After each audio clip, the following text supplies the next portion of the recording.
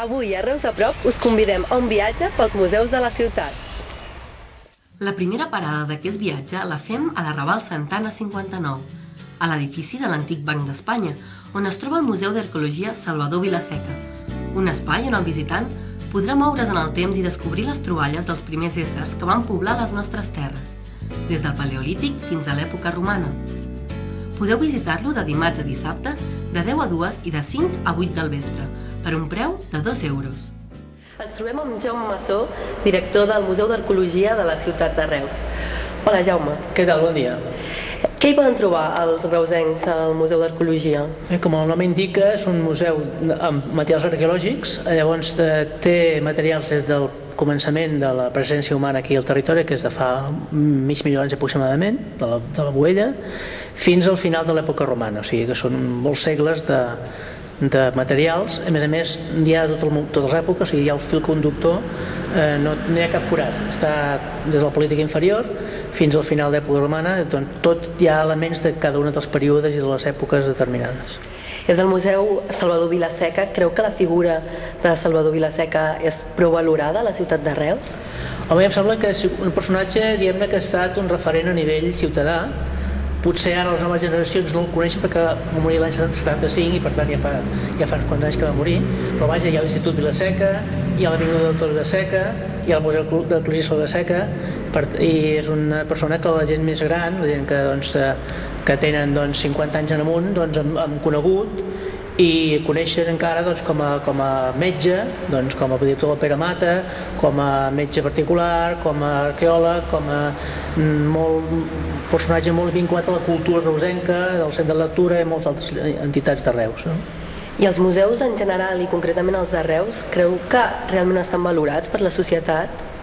Home, a veure, és un patrimoni, diguem-ne, molt important que té la ciutat de Reus. Potser no està tan valorat com altres elements que hi ha més coneguts a fora, però diguem-ne que és un dels elements bàsics de la cultura reusenca. A més, és un museu que aquest concretament es va inaugurar l'any 84, és bastant recent, però el museu, diguem-ne, mare, que és el museu municipal, és l'any 33, en l'època de la República, i per tant ha tingut temps suficient perquè la gent no el conegués. El que passa que normalment la gent d'un lloc, quan va a fora, visita els museus de les ciutats que va visitar i en canvi no visita els seus. Això passa tant aquí com a Reus com a Barcelona. Ara, en aquests últims anys sobretot hi ha hagut una cosa important, que és que totes les escoles passen pràcticament totes per aquí i per tant les noves generacions han après què és el museu, què s'hi fa, i per tant hi ha unes generacions recents que segur que coneixen el museu i podran, un moment o altre, difondre aquest patrimoni. Això li volia preguntar, quantes visites rep al museu anualment? Bé, jo crec que aquests últims anys hi ha una mitjana d'uns 5.000, enguany farem més, potser farem 6.000. És una xifra que pot semblar petita, però en una ciutat en la qual hi ha molt de moviment de comerç i això, hi ha una part de la població que sí que ve als museus i altra part que no hi va mai o hi va puntualment amb alguna activitat que es fa, i per tant és una part que la gent haurà de conèixer millor encara, i suposo que amb el temps amb la difusió que es farà i es va fent tindrem millor acolliment per part de la població. I cap a quin públic més o menys hauria d'estar orientat el museu? És un museu especialitzat, el de l'arqueologia és molt especialitzat en el tema aquest de l'arqueologia, de l'època prehistòria, l'època antiga. És un públic des dels nens petits, venen nens molt petits, de 5 o 6 anys, que ja fan alguns tallers, el que és la part d'exposició la veuen molt poc, perquè clar, encara no tenen coneixements suficients per apreciar segons què, però que fan uns tallers d'iniciació al món de la prehistòria, els coneixements de l'home prehistòric, i tenen ja un mínim d'informació. Evidentment, com més formació té el visitant, és més fàcil que tregui més formació del que hi ha. Jo dic, des de l'època de materials arqueològics, que poden ser més o menys semblants per una persona que no té uns coneixements científics adequats, però que es veu una mica l'evolució de la tècnica humana de fabricació d'objectes, que és una de les coses que més ens identifiquen com a espècie, poder fabricar objectes. Llavors, aquí hi ha els primers objectes fabricats i a més veus l'evolució que hi ha en la fabricació de ceràmica, d'altres elements de la vida quotidiana, d'escultures, de peces també d'epigrafia. Doncs veus una mica aquest patrimoni, diguem-ne, de l'antiguitat tan important que forma part de la nostra essència.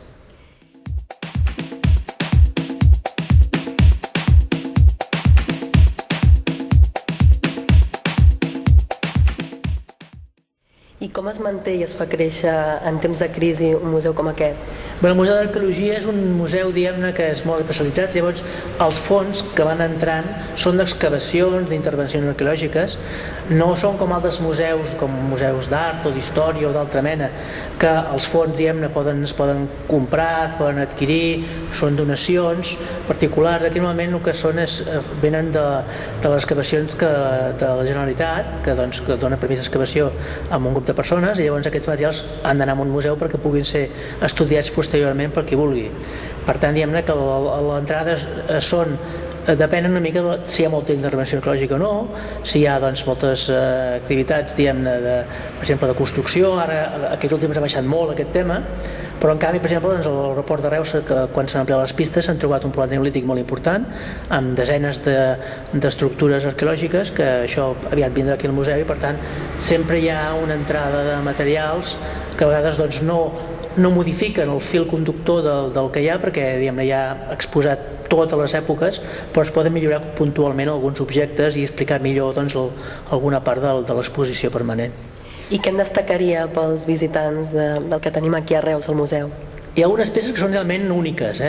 Aquí estem al costat mateix d'una vitrina en la qual hi ha una plaqueta gravada de fa 10.000 anys, que és una peça que el doctor Vilaseca, que la va trobar ja l'any 1972, és la que aprecia més de la seva col·lecció, que és importantíssima, però hi ha peces de ceràmica decorada, hi ha, per exemple, escultures d'època romana. Doncs, per exemple, hi ha una Cíbele, que és una divinitat de la terra, que és única pràcticament a la península, hi ha epigrafia també antiga, i després hi ha una part que no es pot veure, perquè el museu, tot i que ser bastant gran, necessita una ampliació des de fa temps, que és una part també molt destacable, que és la ceràmica feta a Reus a l'època moderna, als segles XVI i XVII, sobretot a partir de les excavacions que van fer aquí al Pallol, aquí al costat mateix, que va sortir la muralla del segle XIV, però també va sortir al barri de Terrissers, i hi ha centenars de peces de ceràmica decorada amb reflex metàl·lic, amb blau, amb diferents colors, amb vasos, plats, escudelles, que això un dia o altre podem exposar, i és una col·lecció de referència no només a nivell de Catalunya, sinó de tot l'Estat, i inclús d'Europa, de col·leccions d'aquest tipus de materials. I creu que li falta promoció als museus de Reus, i com creu que s'haurien de promocionar perquè hi hagués més visitants, tant de Reus com de fora? La promoció es fa, diguem-ne, d'acord a les possibilitats de cadascú. Nosaltres tenim uns pressupostos determinats. Evidentment hi ha estructures que s'han obert, diguem-ne, que no són museus, però són centres d'interpretació, com el Goody Centre, que al qual hi hem col·laborat com a assessors de manera repetida. Per tant, una part de l'exposició és a partir d'una exposició nostra. Ells tenen un altre tipus de difusió. Hi ha unes inversions molt més grans, hi ha un públic potencial molt més gran, i per tant tenen una resposta de públic diferent. Evidentment, nosaltres tenim una entrada de 2 euros per als museus, a més gratuïta els dissabtes i a la gent que estudia, etc. Per tant, és un servei públic molt gran, i hi ha una inversió relativament petita. En canvi, hi ha altres indrets que tenen una inversió més grossa, tenen una acceptació públic més gran, però també tenen un preu superior i té unes despeses també més considerables. Ara, això és un patrimoni, diguem-ne, que es pot tocar amb les mans. No és cap cosa virtual, sinó que és realment un patrimoni que es pot tocar i que és de tots. La segona parada d'aquest trajecte ens porta al bonic i recuperat edifici Mas Iglesias, on trobem el centre de la imatge, un espai que ens convida a deixar-nos emportar per les seves exposicions itinerants sobre la fotografia i el cinema de la nostra ciutat. A més, tots aquells interessats també poden fer ús de la fototeca i la cinemateca i de l'extensíssim arxiu que va començar Ribes Proust. L'espai, que és d'entrada gratuïta, ha rebut 10.000 visitants en els primers 4 anys. Ens trobem al Centre de la Imatge amb la seva directora, Colla Domingo. Expliqui'ns què és el Centre de la Imatge de Reus. En poques paraules. A veure, el Centre de la Imatge és un espai, és una institució, és un servei obert a la ciutat que el seu mateix nom indica, dedicat íntegrament al tema de la imatge, tant imatge fixa, la fotografia, com imatge en moviment, amb totes les seves vessants, amb totes les seves manifestacions, que pretén dinamitzar, mostrar, difondre i donar a conèixer la fotografia i les pel·lícules, els films de Reus i l'entorn, però un concepte de Reus molt ampli, no? Que no es queda limitat només a ciutat, sinó a tot l'entorn proper. I què troba el visitant a la fototeca? Al Centre de la Imatge hi troba la fototeca i la cinemateca, entre altres coses. A part hi troba unes sales d'exposicions que tenen una programació estable, al voltant de 5, 6, 7 o 8 fins i tot exposicions a l'any, dedicades a diferents temes.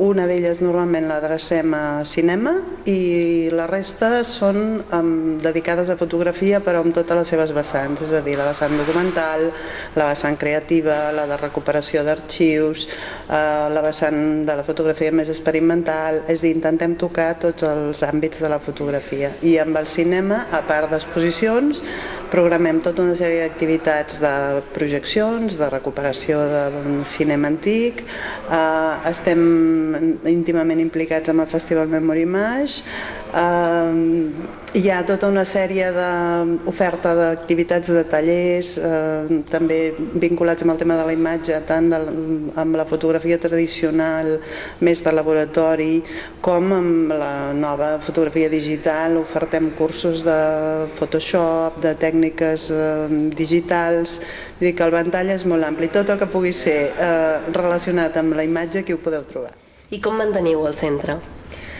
Bé, el centre és un equipament municipal i si el que preguntes et refereixes a manteniment és de com ens nodrim, doncs això és gràcies a la generositat de tothom, i dels dipòsits i de les donacions que fan els ciutadans, els fotògrafs, els professionals, que és el que permet tenir un arxiu com el que tenim. I parli'ns del fons documental i concretament de la figura de Ribes Prous.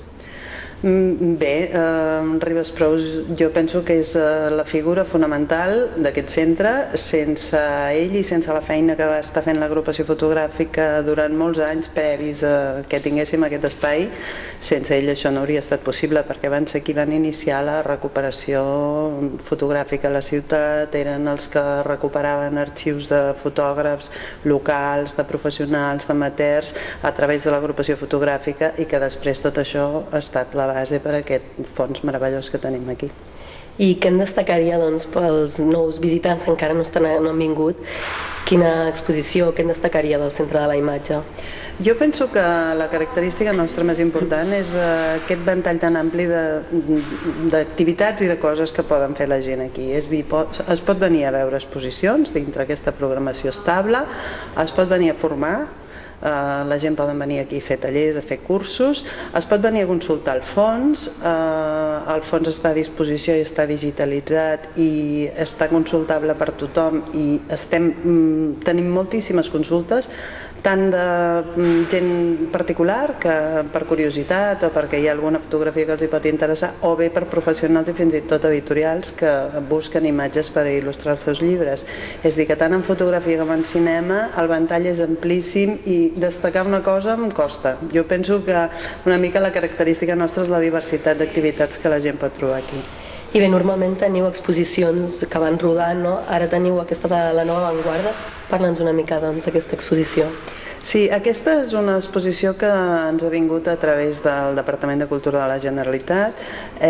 Són imatges de la Fundació Fotocol·lectània de Barcelona i jo penso que és una joia d'exposició perquè podem veure fotografies dels fotògrafs mítics catalans de la dècada dels 50-60. Tenim fotografies d'en Català Roca, de l'Oriol Maspons, de Ricard Terré i molts més que jo penso que tots les hem vist, moltes d'elles les hem vist, però clar, aquí podem contemplar els originals directament. Aquesta és una de les exposicions que han vingut, ens ha vingut feta.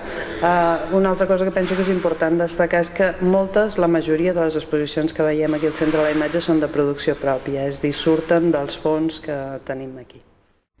Si us ha agradat descobrir el Museu d'Arqueologia Salvador Vilaseca i el Centre de la Imatge Mas Iglesias, us emplacem al proper Reus a prop, on viatjarem al Museu d'Art i Història de la plaça Llibertat i al Centre Cal Massó.